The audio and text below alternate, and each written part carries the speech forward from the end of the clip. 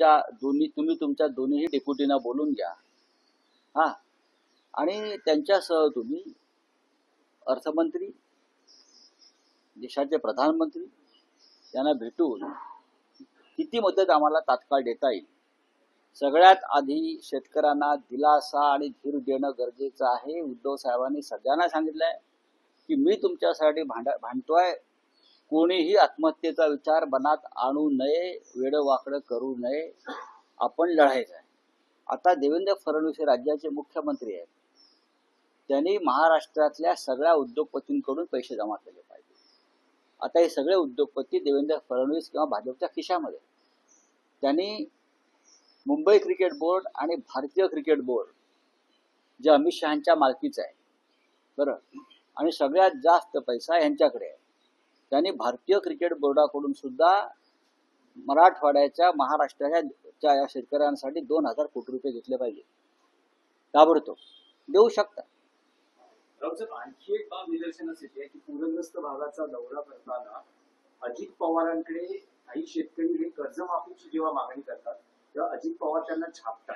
ते म्हणतात की मी ते गोट्या खेळायला आलो नाहीये, भले ते सकाळी 6 वाजता शेतकऱ्यांच्या बांधावर आहे, पण तिथेही असे प्रकार निदर्शनास स्टाईल आहे त्या पद्धतीने. ही स्टाईल नसून ही मगरुरी आहे. तिन्ही, एक मुख्यमंत्री आणि 2 उपमुख्यमंत्र्यांना अजून दुःख कळलेलं नाही मराठवाड्याचं. देवेंद्र फडणवीस मुख्यमंत्री काय म्हणतात एका शेतकऱ्याला, तो जेव्हा म्हणतो की आता तात्काळ किती मदत करणार ते आम्हाला सांगा, हा प्रश्न आम्हालाही विचारला, उद्धवजीने विचारलं की आता आम्हाला काय मिळणार ते हवंय. त्याच्यावरती देवेंद्र फडणवीस हे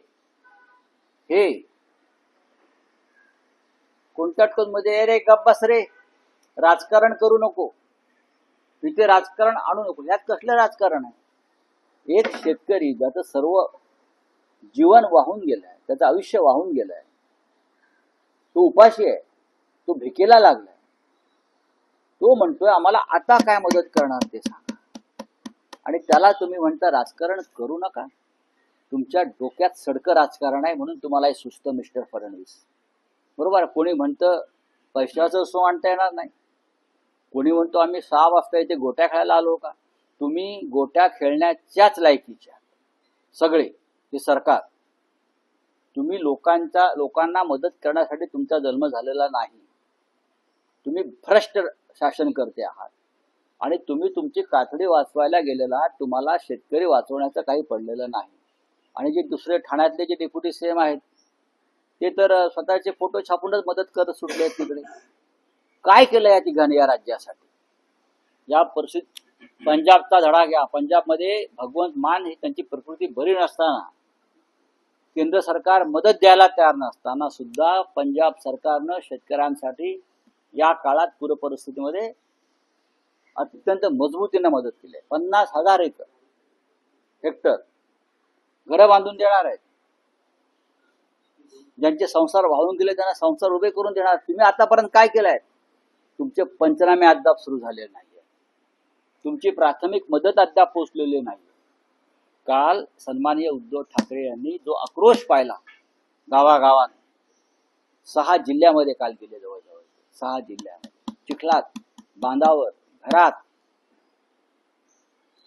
कळंबमध्ये जेव्हा ते गेले तेव्हा गाडीच्या खिडकीवर एक वृद्ध महिला धावत आली, साहेब गरिबांच्या घरात कोणी येत नाही. ती असं म्हणाली, मी मांगाची बाई आहे, आमच्या वस्तीत कोणी आलं नाही. उद्धव साहेबांनी तिचा पत्ता विचारला, त्या एरमवाडी नावाच्या गावात जाऊन त्या पडक्या घरात, वाहून गेलेल्या घरात जाऊन ते बसले, त्यांचं दुःख समजून घेतलं. किती जणांनी केलं हे?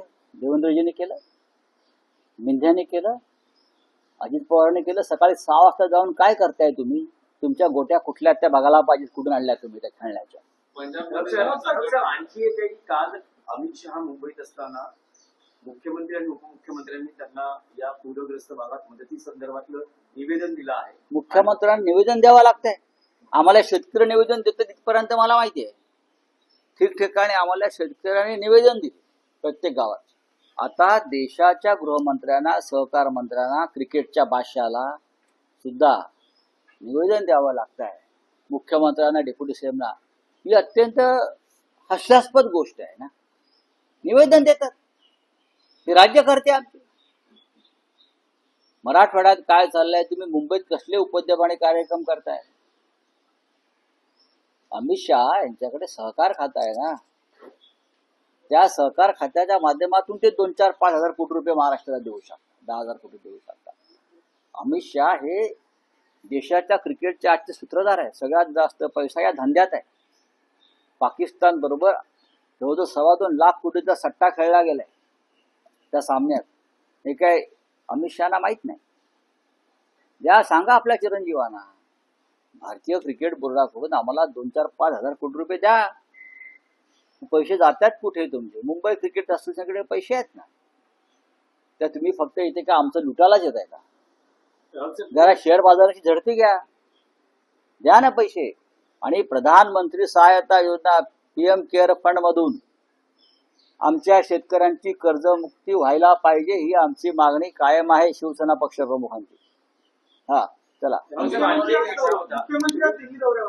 मग ते बोललो ना मी आता. नाही राऊतसाहेब, आपण BCCI आणि एकूण जय शहा असा उल्लेख केला, त्यामुळे पुन्हा एकदा हा प्रश्न येतो आहे की या रविवारी पुन्हा एकदा अंतिम लढत होते एशिया कप मधली, आणि त्यात भारत विरुद्ध पाकिस्तान हा सामना या सिरीज मधला 3रा सामना होतो. हो, सट्टा चालणार गुजरात मधून. आम्ही एक ठिणगी टाकली राष्ट्रभक्ती. निर्लज्ज आणि कोडगेपणानं भारतीय जनता पक्ष या सामन्यावर टाळ्या वाजवत आहे. या रविवारी सामना होतोय. अमित शहा, नरेंद्र मोदी, जय शहा एकत्र बसून तो सामना पाहतील. भाजपवाले, संघवाले पाहतील. आणि तिथे लडाखला लोक देशासाठी मरण पावतील. जम्मू काश्मीर, पहलगाव, पुलवामा मध्ये लोक मरण पावतील. आणि जनतेनं मरायचे आणि ह्याने पाकिस्तान बरोबर क्रिकेट खेळायचं आणि देशाला राष्ट्रभक्तीची भाषणं द्यायची. पुन्हा या लोकांनी आम्हाला राष्ट्रभक्ती शिकवायची.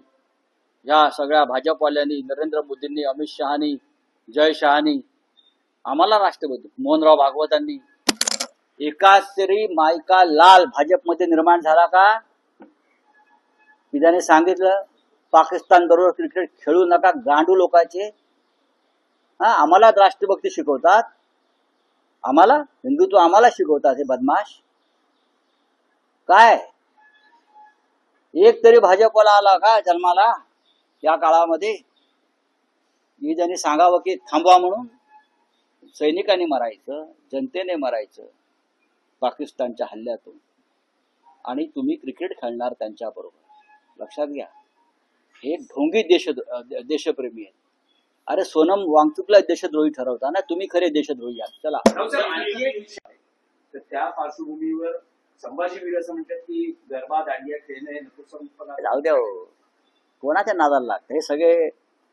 हे झालंय आणि तुम्ही फार डोक्यावर चढून या लोकांना बसवलेलं आहे. हे सगळे संघाचेच लोक आहेत ना, संभाजी भिडे वगैरे जे काय तुम्ही नावं घेत, हे भाजपचेच सगळे लोक आहेत. भारताच्या क्रिकेट मॅचला समर्थन करणारे लोक आहेत भारत पाकिस्तान. यांच्यावरती काय तुम्ही लक्ष देताय? हे सगळे भारतीय जनता पक्षाने निर्माण केलेली पात्र आहेत. बोली जेव्हा संकट आलं तेव्हा केंद्राने मदत केली होती, मात्र आता राज्यालाही मदत करावी अशी अजित पवारांनी केंद्राकडे मदत केली. आम्ही काल सांगितलं ना. आम्ही काल उद्धवजीने काय मुद्दा मांडला? अजित पवार पहाटे 6 वाजता जातात ना बांधावर, त्याने आपल्या राज्यात आसपास काय चाललंय समजून घेतलं पाहिजे. प्रधानमंत्र्याकडे मागणी कशी करताय? जाऊन बसा दारात त्यांच्या. मागणी कसली करताय? जा तुमच्या मुख्यमंत्र्यांबरोबर, बसा त्यांच्या दारात, धरणं धरा. आई मत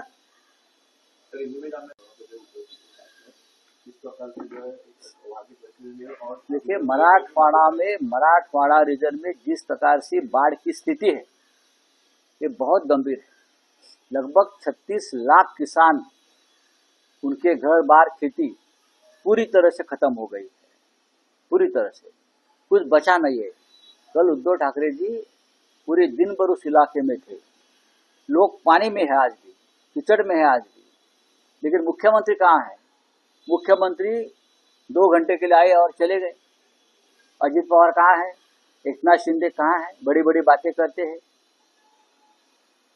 हमने मांग की है 50,000 रुपए की मदद पर हेक्टर मिलनी चाहिए किसानों को.